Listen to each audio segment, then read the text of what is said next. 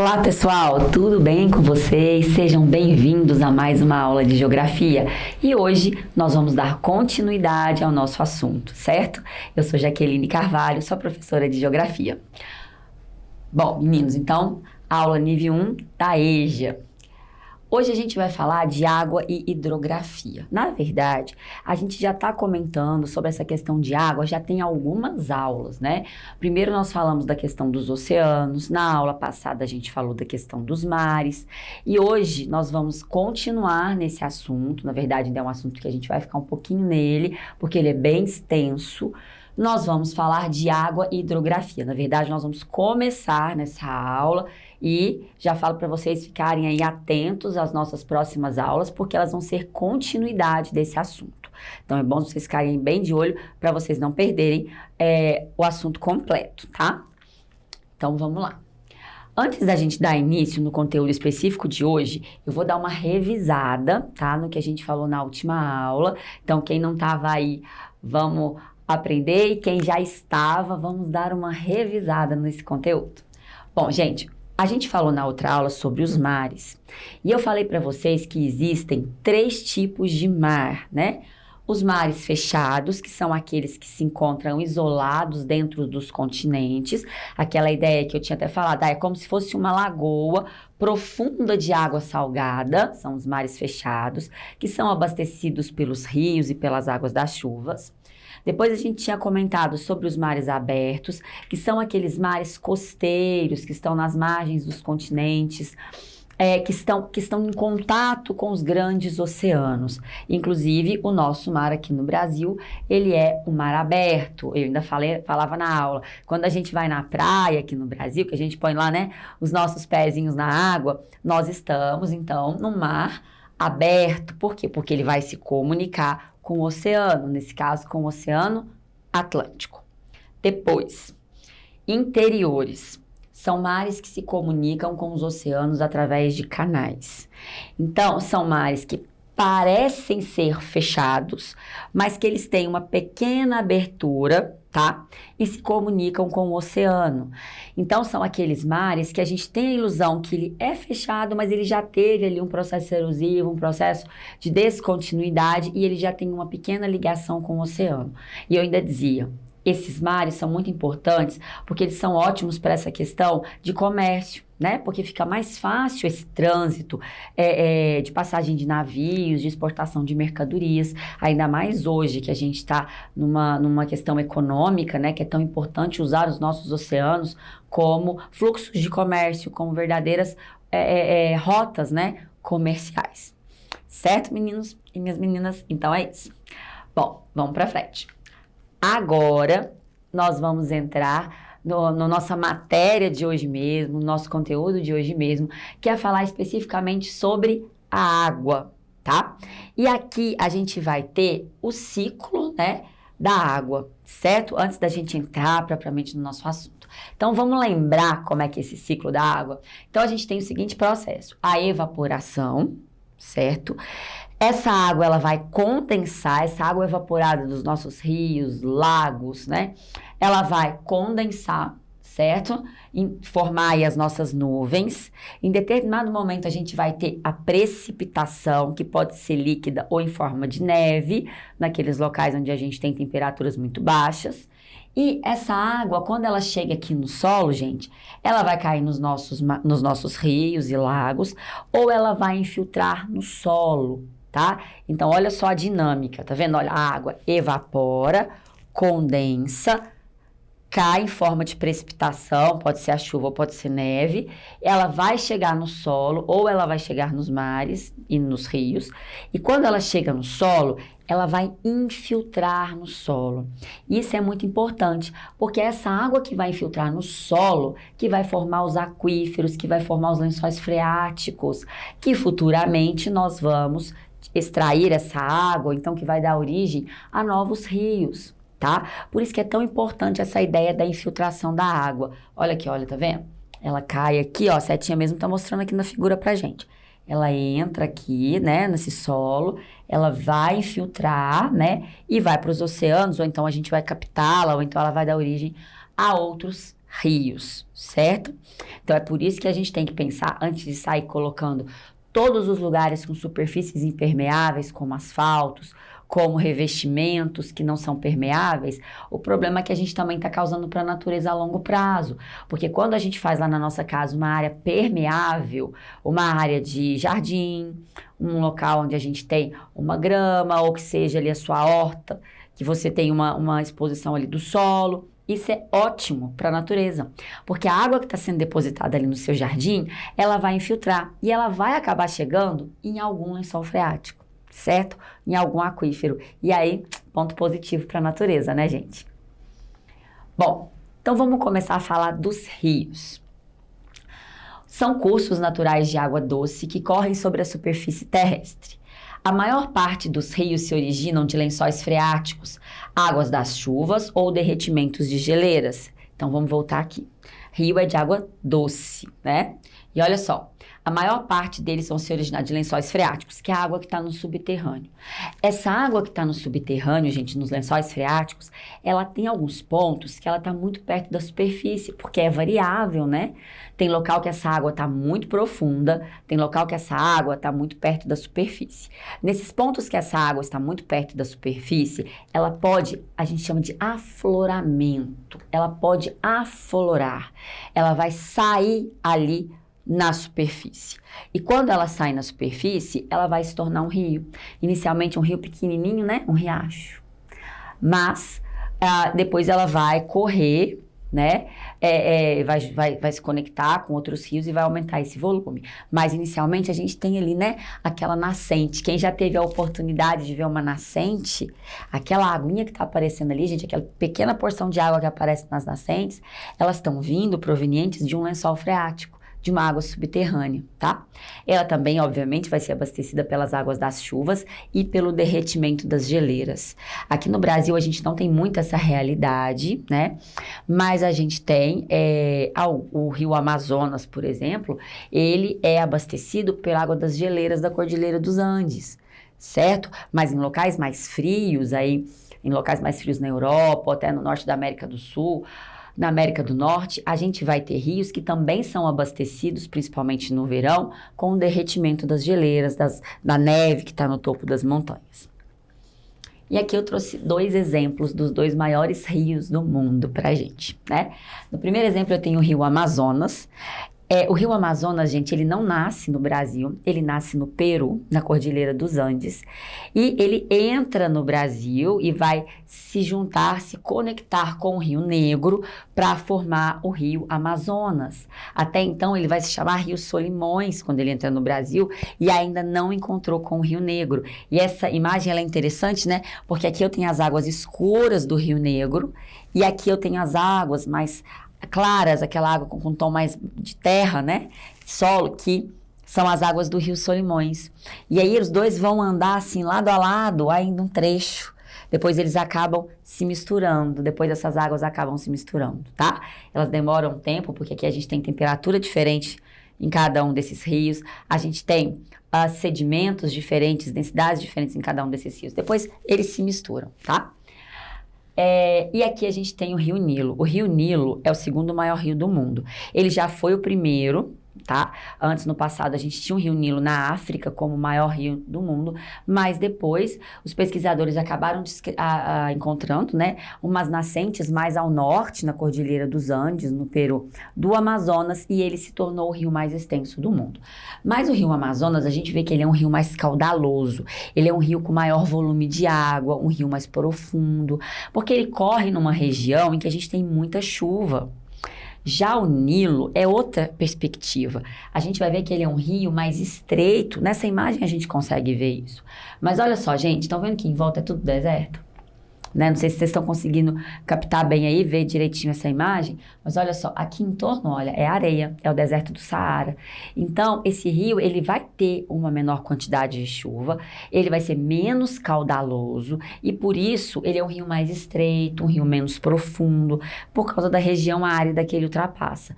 Mas são 2 rios que têm uma importância gigantesca, tanto em termos de hidrografia, quanto regulação de clima e para a população que depende desses rios, né? Tanto aqui no Amazonas quanto no Nilo. A gente tem a civilização egípcia que surgiu à margem desse rio. Então você tem também todo um fator histórico aqui. E aí, os rios eles se dividem em perenes e intermitentes. O rio perene é aquele que nunca seca, tá? O ano todo ele tá lá lindo e maravilhoso, cheio de água. Pode até baixar um pouquinho seu nível, mas ele nunca vai ser seco. E aqui o rio intermitente, que em determinada época do ano ele vai secar. Os rios perenes, eles são abastecidos por locais úmidos. Aqui eu coloquei uma foto do São Francisco e eu fiz de propósito. O São Francisco, ele nasce aqui pertinho da gente, na Serra da Canastra, e ele corre sentido nordeste brasileiro, e ele passa por terras do semiárido, local de um clima mais frágil, de um clima mais seco, e mesmo assim ele não seca. Mas por quê? Porque a caixa d'água, a gente fala que a caixa d'água, né, aonde abastece esse rio São Francisco, tá aqui em Minas, tá? E aí a gente vai ter uma grande quantidade de água entrando nesse sistema. Já que esse rio, que é o rio Chacabuco, eu trouxe só um exemplo, tem vários rios dessa modalidade no semiárido nordestino, é um rio que vai ter água só na época da cheia, né? Porque ele já nasce em um lugar mais seco, diferente do São Francisco, que nasce em um lugar mais úmido, tá? Então, o Nilo, se a gente for voltar naquele slide anterior, o Nilo aqui cortando o deserto, ele é também um rio perene. Mas por quê? Porque ele nasce numa região de floresta, lá no centro da África, aonde eu tenho uma grande quantidade de água. Então, mesmo que às vezes um rio ele atravesse uma região seca, e você pode pensar, mas ele não seca? Não seca porque aonde ele nasce, a cabeceira desse rio, está num local onde eu tenho muita chuva, tá? Então, essas que são as diferenças. E aqui eu tenho uma bacia hidrográfica. A bacia hidrográfica é a região que a gente delimita aonde eu tenho determinados rios que cortam ali. Então, o conceito de bacia hidrográfica é o seguinte: é o rio principal, os seus afluentes, subafluentes e o território que é banhado por ele, tá? Então, o rio principal, afluente, subafluente e o território ali que é banhado por ele. Certo? Então, aqui em Araxá, a gente faz parte de uma bacia hidrográfica. A gente tem aquele rio que hoje é canalizado, que corta ali embaixo da João Paulo II, da Wilson Borges, né? Ali, apesar de a gente ter avenida, ali no passado corria um rio. Eu me lembro desse rio, inclusive. Corria o rio. E aí, a prefeitura fez essas obras, canalizou, que é muito comum na maior parte das cidades brasileiras, e ali a gente tem uma avenida. Aquele rio, ele recebe afluentes vindos de outros locais, né? É porque nós não vemos todos esses afluentes porque eles estão canalizados, as ruas, né, vieram e foram feitas por cima desses rios. Então, olha a rede do rio principal que corre na avenida, na junção com seus afluentes. E o território da cidade é banhado, tá, por esses rios. E agora a gente vai falar um pouquinho das águas subterrâneas, que são essenciais para garantir a vida desses rios. Além de, em muitos casos, elas serem as responsáveis pelo surgimento desse rio, é ela que vai abastecer. E hoje, gente, a gente já consegue usar água subterrânea de muitos locais. Muitas cidades são abastecidas por água subterrânea. Muitas fazendas, né, os fazendeiros utilizam esses lençóis freáticos para abastecer suas casas. Então, olha só. Cerca de 1/4 das águas do planeta são encontradas no subsolo. As chuvas abastecem esses reservatórios. É aquilo que eu já disse. Chove, a água entra no solo, é absorvida e ela vai acumular nesses pontos, tá? No subsolo. Geralmente, gente, a gente ainda não teve aula sobre rocha, mas são aqueles locais onde eu tenho, né, rochas sedimentares, que são rochas porosas, que permitem que essa água passe, né, e se acumule no subsolo. Então, a água subterrânea é a água do subsolo. Aqui eu trouxe um esqueminha para a gente ter essa ideia. Olha só. Aqui eu tenho a água, tá vendo, subterrânea? Outra água subterrânea. Gente, e aqui também, estão vendo? Aqui alguém construiu um poço artesiano para captar essa água. É muito comum, até nas fazendas, na cidade, muita gente tem um poço artesiano, né? Desde que essa água seja uma água limpa, uma água própria para o consumo humano, é muito comum. E qual que é a diferença de um aquífero para um lençol freático? O aquífero, ele está nas camadas mais profundas do solo. O lençol freático, ele está na camada mais superficial. Então, às vezes, para a gente, no nosso uso doméstico, para alguém que está usando aí numa fazenda, para irrigar uma horta, usar o lençol freático é muito mais fácil, né? Porque é mais barato, é mais simples de você fazer a perfuração. O aquífero, a gente já vai necessitar de uma tecnologia maior, maiores custos, porque ele está bem mais profundo, tá? Então, essa aqui é a diferença. E aqui eu trouxe os 2 maiores aquíferos do Brasil, na verdade, os 2 maiores do mundo, né? A gente tem uma grande concentração de água, principalmente aqui no norte. Então, olha a extensão desses aquíferos, gente. São aquíferos de grande proporção. É água, na maior parte, limpa e que pode ser consumida pelo ser humano. Aqui a gente tem o aquífero Guarani. O aquífero Guarani, ele passa a extensão do território brasileiro, ele está aqui, né, nos nossos países vizinhos, certo? Então, não é um aquífero só utilizado pelo Brasil. Nós já utilizamos muito a água do aquífero Guarani para abastecer cidades, para irrigação, certo? E aqui é o aquífero da Grande Amazônia, que a gente também... A abreviação dele é SAGA. No passado ele era conhecido como Alter do Chão. Então vocês vão encontrar com esses 2 nomes. Alter do Chão ou Sistema Aquífero da Grande Amazônia, o SAGA. E ele é gigante. Gente, o SAGA, ele tem água para abastecer a humanidade aí por mais de 200 anos. E é uma água limpa. E nessa região que ele tá, a gente tem muita chuva, ele tá debaixo da floresta amazônica. É fantástica a quantidade de água que cai todos os dias do solo aqui da Amazônia e abastecem esse aquífero, certo? Então, ele é um aquífero que ele sempre está acumulando água. E aqui nessa região é uma região que tem pouca população. Então, acaba que você não tira muita água do aquífero. Então, ele está sempre sendo recarregado. Então, essa capacidade de mais de 200 anos aí, ela pode ser até postergada. A gente pode conseguir um reservatório de água para abastecer a humanidade até por mais tempo. Então, aqui a menina dos nossos olhos, que é a Amazônia, não tem só árvore, gente. Tem uma reserva de água estratégica para o Brasil e até para o mundo, tá? Mas não vamos esquecer, então, esses 2 aquíferos. O aquífero Guarani, que está aqui no centro-sul, e o aquífero Alter do Chão, ou SAGA, que está aqui no norte do país. Eu trouxe aqui uma imagem para vocês verem o SAGA, né, que é o Alter do Chão. Aqui, gente, ele aflorou, tá? Mas boa parte dessa água está no subsolo. É porque tem determinados pontos que essa água fica tão próxima à superfície que ela aflora. E aí ela formou literalmente um grande lago. Esse lago é até muito usado para turismo. Mas é um grande lago que a gente tem aqui no norte, que é o afloramento dessas águas. Mas isso aqui, olha, essa água não é nada perto da quantidade de água que tem no subsolo desse aquífero. Então, é uma região extremamente rica em recursos naturais e em recursos hídricos, certo?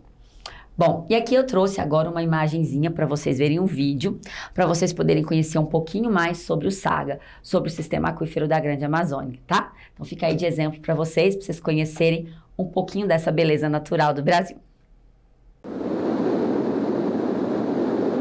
Em nenhum outro lugar ela é tão farta. Tirando as geleiras, 1/5 da água doce existente no mundo está na Amazônia. Parece muito, mas os rios e lagos daqui concentram só a parte visível desse tesouro.